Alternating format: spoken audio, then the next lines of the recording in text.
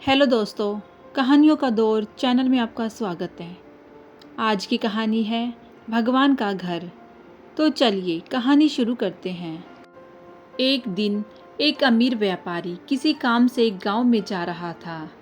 बारिश का मौसम था, झमाझम बारिश हो रही थी और रास्ते में जगह जगह गड्ढों में पानी भरा हुआ था। अचानक रास्ते में गाड़ी खराब हो गई। व्यापारी के साथ कोई नहीं था। उसने गाड़ी सड़क किनारे खड़ी कर दी और किसी वाहन का इंतजार करने लगा। लेकिन घनघोर बारिश और तूफान की वजह से सड़क सुनसान थी। शाम ढलने लगी तो व्यापारी को चिंता सताने लगी। अचानक उसने देखा एक गरीब व्यक्ति साइकिल से गुजर रहा है।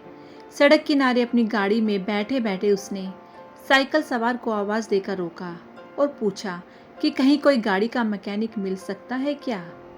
साइकिल सवार ने बताया कि इतनी बारिश में दूर दूर तक उसे कोई मैकेनिक नहीं मिलेगा। यह सुनकर व्यापारी चिंतित हो उठा। तब साइकिल सवार ने बड़ी विनम्रता से कहा, भाई साहब, अगर आप चाहें तो पास ही बने भगवान के घर में आज रात विश्राम कर सकते हैं। वहाँ आपको रहने की सारी सुविधाएं मिलेंगी। व्यापारी राजी हो गया। उसने सोचा कि आज रात मंदिर में ठहरकर अगले दिन सुबह वो गाड़ी मरम्मत का कोई रास्ता देख लेगा। साइकिल सवार ने उसे अपनी साइकिल पर बिठाया और चल पड़ा। थोड़ी देर में दोनों एक छोटे से मकान के सामने पहुंच गए। साइकिल वाले ने दरवाज़ा खटखटाया तो एक स्त्री ने दरवाज़ा खोला। व्यापारी को संबोधित करते हुए साइकिल वाले ने कहा, यह मेरी पत्नी है। इस भगवान के घर में सिर्फ हम दोनों रहते हैं। हमारे बच्चे शहर में नौकरी करते हैं। आइए अंदर पधारिए और आराम से बैठ जाइए। थोड़ी ही देर में साइकिल वाले की पत्नी गर्म गर्म चाय नाश्ता ले आई। रात का खाना भी पकने लग गया।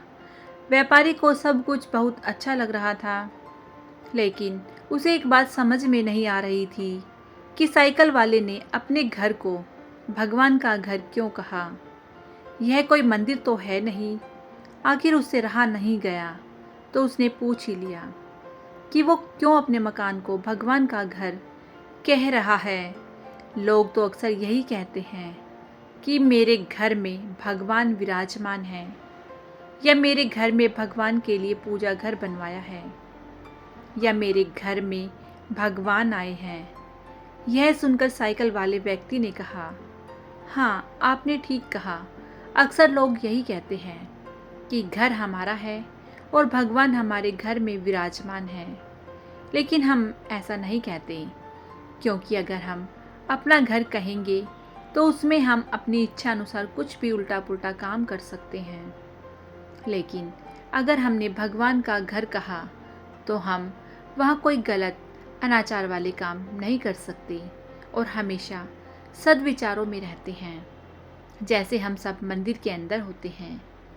और एक बात यह है कि जैसा कि लोग बोलते हैं कि मृत्यु के बाद हमें भगवान के घर जाना है, तो उस हिसाब से देखा जाए तो हम जीते जी ही भगवान के घर रहने का सुख प्राप्त कर रहे हैं। उस गरीब व्यक्ति के इतने सुंदर विचार से व्यापारी बहुत प्रेरित हुआ और उसने भी अपने घर को भगवान का घर कहने का मन बना लिया। तो दोस्तों, आपको ये कहानी कैसी लगी मुझे कमेंट करके ज़रूर बताएं। यदि आपको कहानी अच्छी लगी हो तो कहानी को लाइक कीजिएगा, शेयर कीजिएगा, और यदि चैनल पर नए हैं तो चैनल को सब्सक्राइब करना बिल्कुल ना भूलिएगा। कहानी सुनने के लिए बहुत बहुत धन्यवाद।